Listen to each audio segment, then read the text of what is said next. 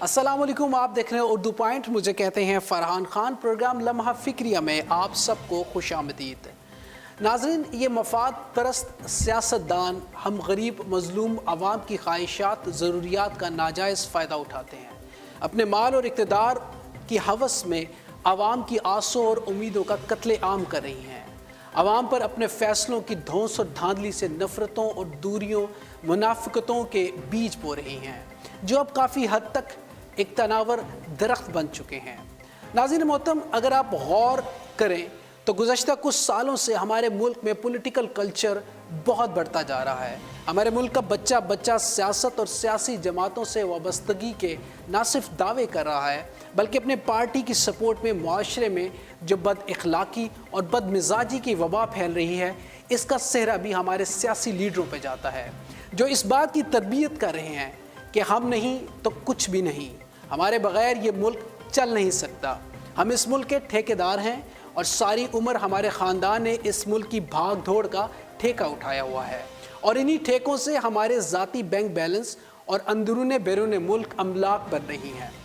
لہٰذا اس ملک پہ کسی غریب مظلوم اور مفلس کا کوئی حق نہیں ہے.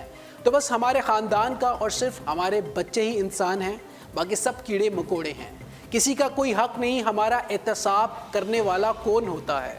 ہمارے احساسات جات کی چھان بین کرنے والا کون ہوتا ہے؟ ناظرین، لمحہ فکریہ یہ ہے کہ ایک مدبر سیاستدان یا اسٹیٹ مین وہ ہوتا ہے جو عوام کی اصلاح کی بات کرے، جو عوام میں مین آف کریکٹر ہو، جس پہ کوئی الیگیشن لگے اور اخلاقی طور پہ خود مستعفی ہو جائے.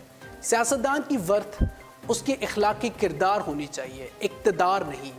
سیاستدانوں کے ذمہ صرف سڑکیں بنانا، پل بنانا نہیں، بلکہ قوم کی اخلاقی تعمیر اور تربیت کرنا ہے.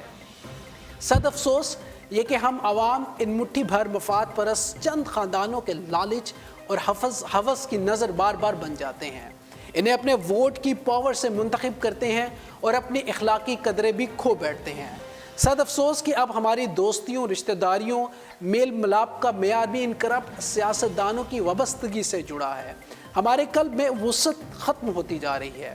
ہم سیاسی حریف کو ذاتی دشمن سمجھتے ہیں اور ان جھوٹے مکار سیاستدانوں کے دفاع میں اپنا گھر، مکان، کھیت کھلیان، میدان جنگ بنا دیتے ہیں اور طویل ناراضیاں مول لیتے ہیں. ناظرین، ضرورت اس امر کی ہے کہ ہمیں اپنے گھروں کو بے جا سیاسی کلچر سے آزاد کرنا ہوگا اور ان چال باز سیاستدانوں کے نرغے سے خود کو بچانا ہوگا، جن کا مقصد اقتدار اور ذاتی مفاد ہے، اور اپنے خیالوں کے دربان پر ایسے محافظوں کو بٹھانا ہوگا جو ان لٹیروں کے بے جا الفت کو ہمارے پاس آنے سے روکیں.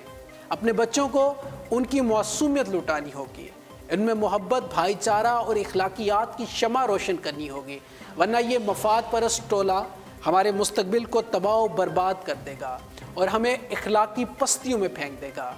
حکمراں ہو گئے کمینے لوگ، حکمراں ہو گئے کمینے لوگ، خاک میں مل گئے نگینے لوگ. رات کا فیصلہ طویل ہوا، ہر محب وطن ذلیل ہوا.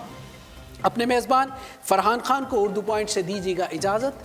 زندگی نے تباہ کی، سانسوں نے وفا کی. آپ سے پھر ملاقات ہوگی. ٹل دین، اللہ نے کے بعد.